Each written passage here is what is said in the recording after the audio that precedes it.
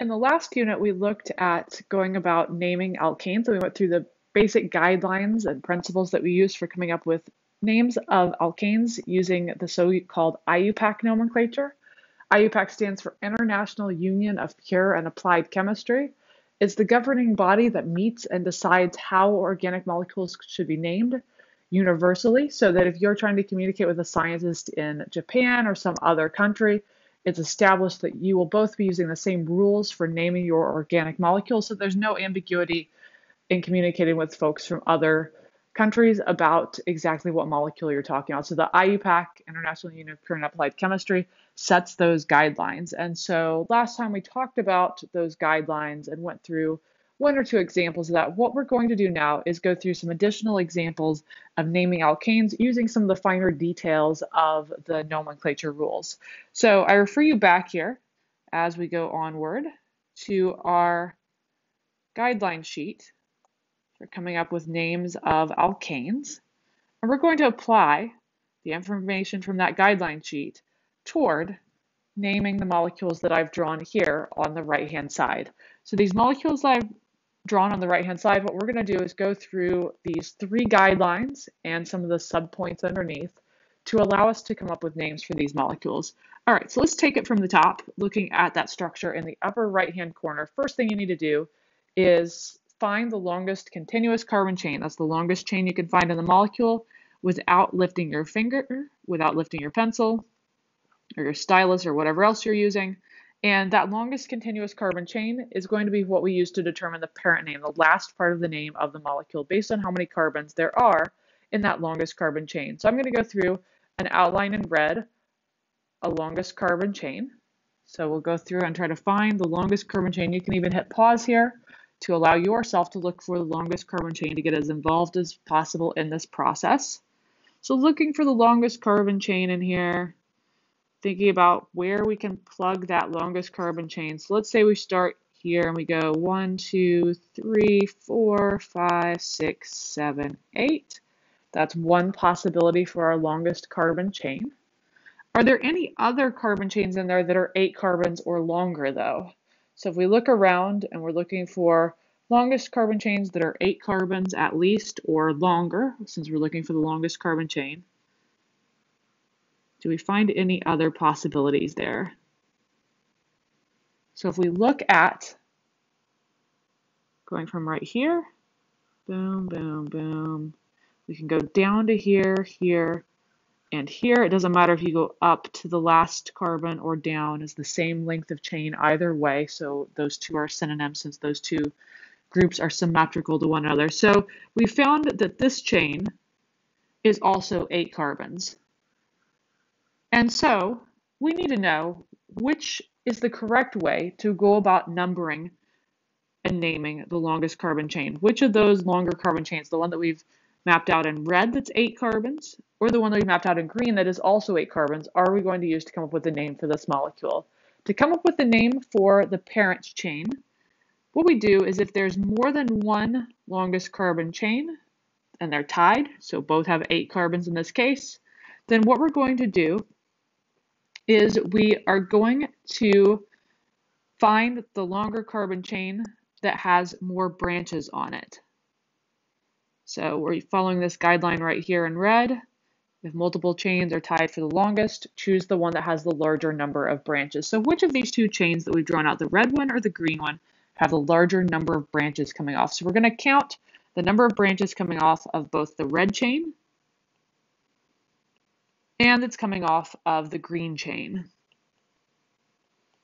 So number of branches coming off the red chain, and again, you can hit pause here if you want to count for yourself and then resume to find out the answer. Number of branches I see coming off that red chain is going to be 3. So we have the 2 methyl groups coming off that are shown in black, and then we also have the branch that is coming down as part of that green group right here. So you have that as branch number 3 coming off of that. So the green chain, on the other hand, if we look for the number of branches coming off from that, we're going to see that we have 3 methyl branches in black, and we additionally have this branch coming off as well. So the green chain has a total of 4 branches coming off of it. And so 4 branches is certainly greater than 3 branches, and therefore we're going to go with the green chain as our correct chain for coming up with the parent name of this molecule. So our parent name is going to be based on that green chain that we've drawn. So I will go ahead and write out the parent name as octane. And it's important that we accurately identify which longest carbon chain we're defining the molecule on, because that's going to define where the branches are coming off of the chain. So we're going with the green chain because it is the one that has more branches coming off of it.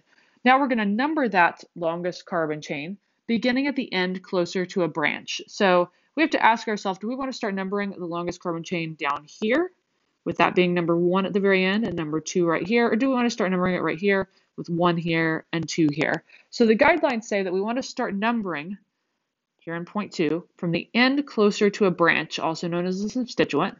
So the problem we run into with this molecule is that coming from the left-hand side or the right-hand side of that green chain, in both cases at carbon number 2 is where you run into your first branch. And those also both happen to be methyl branches. So we need to figure out how we're going to go about dealing with this. How do we determine the rule for which end of the chain are we going to start numbering from? So we dig a little deeper into point number 2 there in your quick start guide to alkane nomenclature. And it says, first off, if 2 branches are equal distances from the end of the chain, which is the case here, we have the 2 methyl branches, start numbering from the end closer to the branch that comes first in the alphabet. Well, these are both methyl branches, so they're tied for coming first in the alphabet. So we can't use that to determine which end to start numbering from.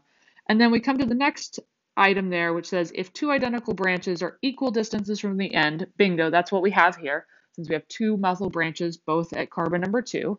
Start numbering from the end that is closer to an additional branch that's further within the chain. So what we need to do is keep looking down the chain until we find a place where we can tell these 2 chains apart based on there being an additional branch. And we're going to prioritize numbering from the end where the branch is closer, another branch is closer to the end. So if we start numbering from the right-hand side, we go 1, 2, 3. At carbon number 3, there is a branch. However, we start numbering from the left-hand side and we go 1, 2, 3. At position 3, there's no branch numbering in from the left. So therefore, numbering from the right is going to take the cake here. We prioritize numbering from the right-hand end of the molecule because that is going to allow us to meet this criteria number 2, where we had 2 identical branches, equal distances within the chain. That was the 2 methyl groups. Then we worked our way inward further to find an additional branch that we could use to tell these 2 ends apart. And we found a branch occurring sooner if we started numbering from the right. So that's how we're going to number. So I'll go ahead and finish numbering this. 1, 2, 3, 4, 5, 6, 7, 8. And I better end up with 8 carbons in total since we said the parent name of this was octane. And we're good to go on that. All right, so we've got our 8 carbon chain, parent name octane. Now we just need to go in and name the branches that are coming off of this longest carbon chain. So I'm going to highlight the branches that we have there. We have our methyl branch at carbon 2, methyl branch at carbon 3, methyl branch at carbon 7, and then we have this branch that I'm circling as well that we need to go about naming also. So we're going to go about naming those branches. We've named the 3 methyl branches. We can call that a trimethyl group since there's 3 of them. I'll have to specify what carbon number each of those 3 methyl groups of the trimethyl comes off at. And then we also have this rather large branch showing up there that I've outlined in yellow. And if we look at our chart here of our different nonlinear branch names, we can try to find one that matches up with that. And indeed, looking at the ones that would match up with that, our branch there, our gigantic branch on top that we've outlined in yellow, is a 3 carbon chain with a methyl coming off at carbon 2 of those 3 carbons within the branch. So we could refer to that as either a 2-methyl propyl group right here or an isobutyl group. So the group that we're seeing up top here that I outlined in yellow matches up perfectly with the isobutyl group structure. And the other term we could use to describe it is a 2-methyl propyl group because of the fact that if we look just within that branch, so looking within the branch, there's carbon 1 of the branch. That's the first carbon away from the main chain. Carbon 2 and carbon 3, it's at carbon number 2 of that branch where you have a methyl group and the branch is 3 carbons in total. So we could refer to that as either a 2-methyl propyl group, which is totally acceptable if you forget those common names in an exam situation or something like that. Or alternatively, you can refer to it as an isobutyl group. And you should have recognized that this had to be iso something because of the fact that there's a methyl group coming off one carbon away from the very end of the chain, where the end of that branch chain is defined as the end furthest away from the parent. So, all right, we'll refer to that as an isobutyl group or a 2-methylpropyl group, and that's going to go along in the prefix of the name here with those 3 methyl groups. So we need to decide what comes first in alphabetical order. We'll go ahead and say we're using isobutyl as our name here, and the 3 methyl groups. So methyl M versus isobutyl I. I comes before M in the alphabet, so we're going to refer to this molecule as the first part of the name being the isobutyl group. The isobutyl group comes off of the parent chain. We put the parent chain in green at carbon number 4. So we'd refer to this as 4-isobutyl. Separating numbers from letters using dashes, and then dash, and we're going to put in the 2-methylpropyl group, and we have to indicate, we're going to put in the 3 methyl groups, and we have to indicate where those 3 methyl groups are. So those methyl groups are located relative to the main carbon chain of octane at carbon 2 of the chain, carbon 3 of the chain, and carbon 7 of the chain. So we call it 2, 3, 7 trimethyl octane. And the term trimethyl octane should end up being one word. I kind of ran out of space there. These names take up a lot of room. So trimethyl octane is one word. 2,3,7 comes immediately before that. We could also use that term 2-methylpropyl to name this molecule. So I'm going to go ahead and do that here. So 2-methylpropyl is going to come in the alphabet after methyl. So therefore the 2,3,7 trimethyl comes first. And remember, when we're alphabetizing, we do not alphabetize based on terms that indicate how many of a particular group there are. So therefore, we don't alphabetize based on the term tri, just based on the term methyl. So 2,3,7 trimethyl, and then dash, we have to indicate where the sec-butyl group, where the isobutyl group is located, or the 2-methylpropyl group as we're synonymously calling it. It's located at carbon number 4, so we call that 4. And then dash, and we're going to put in parentheses here where that 2-methylpropyl group goes in. 2-methylpropyl. I'm going to move this over just a bit so that I can show that this is one word here, 2-methylpropyl, and then put the next parenthesis in. So what this is referring to is the fact that at carbon 4, we have that 2-methylpropyl group going on. So we've got 4 2-methylpropyl, and then after that is where we'll fill in our parent name octane, because we've now accounted for all of the different branches coming off of that parent chain. So we're saying that we have 2,3,7 trimethyl, so at carbon 2, carbon 3, and carbon 7 are an 8-carbon chain. There are methyl groups, and at carbon number 4 of that chain, we have the entirety of a 2-methylpropyl group. That's this group that we're showing right here, where we had 3 carbons in that group in total, 1, 2, 3. And at carbon number 2 of that group is where the methyl branch is coming off. So that's going to be the name we'll come up with for that particular molecule. Let's go ahead and do one more example here. The example we're going to do is the structure that's shown immediately below the one we just worked out. And again, we're going to start off the process here by coming up with the longest carbon chain. And looking for the longest carbon chain in this molecule, trying to map that out. Go ahead and hit the pause button and see if you can find the longest carbon chain and what you come up with here. Okay, so looking for the longest carbon chain, hopefully what you found is the pink chain that I've highlighted there. That has a total of 10 carbons, I believe. And in that 10 carbon chain, that's going to be the longest carbon chain in the molecule. Every other way that we could trace through the molecule was going to end up with fewer carbon atoms. So we found the longest pathway that we possibly can through the molecule. And then what we need to do is go ahead and find what way to number this longest carbon chain. So we're going to number the parent chain there in point 2 of our quick start guide, beginning at the end closer to a branch. So in this case, we could start numbering from the left or top left, whatever you want to call it. 1, 2, 3 to hit a branch. Start numbering from the right. 1, 2, 3. We hit a branch as well. So we need to know which of those 2 ways is the correct way to go about doing it. because in both cases we hit a branch at the same point at carbon number 3. So the way that we're going to do this is look going down the list here. If there's 2 branches that are equal distances from the end here in point 2, start numbering from the end closer to the branch that comes first in the alphabet. So we have at carbon number 3 here, a methyl branch, or carbon number 3 coming from the right-hand side, an ethyl branch. Ethyl comes before methyl in the alphabet. So we're going to start numbering relative to that ethyl group. So that's what we're going to do here in this particular example problem. So we'll go ahead and get rid of our numbering there from the left-hand side, since that was just some scratch paper and not how we want to ultimately do it. And then we're going to go back in and we'll go ahead and number onward to make our complete carbon chain. And that's going to be a 10 carbon chain we've come up with for this. So therefore, the parent name of this molecule with 10 carbons is going to be decane, just like a decade is 10 years. So decane, and that ane suffix indicates to us that the molecule is an alkane. It has just carbon-carbon single bonds. And then in that 10 carbon chain, we need to decide how we're going to go about plugging in our branches and come up with our branch names. So we'll go through and label the different branches here. So we had branching off at carbon number 3. We already said this was an ethyl group. So this would be our 3-ethyl group, 3 indicating where it's coming off of the longest carbon chain.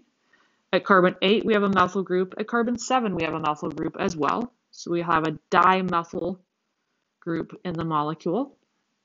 Di because we have 2 of those groups, and we would specify that those are at position 7 and position 8, just like we would specify that the ethyl group is at position 3 of the chain. And then last but certainly not least here, and thinking about this, we have our branch coming off at carbon number 4, like so. And we have to ask ourselves what the name of that branch would be. And for these situations where we have a branch within a branch, or nonlinear branch as we could call it, we can either use the common names that are listed down here, or we can come up with a systematic name for it. So the common name for this would be a tert-butyl group, because the structure of this matches that tert-butyl group that you see in the chart. And also you can recognize this as a tert-butyl group because it has 4 carbons in total, and the carbon right there in the middle that connects to the parent chain is a tertiary carbon, a carbon with 4 other carbons bonded to it. So tert-butyl group. The other name that we could use synonymously for this is we could look at how many carbons are in the chain within the branch. So 1, 2 is the longest carbon chain within the branch there, so it'd be called an ethyl group. And carbon number 1 of that chain has 2 methyl groups coming off, so we could call it 1,1-dimethyl ethyl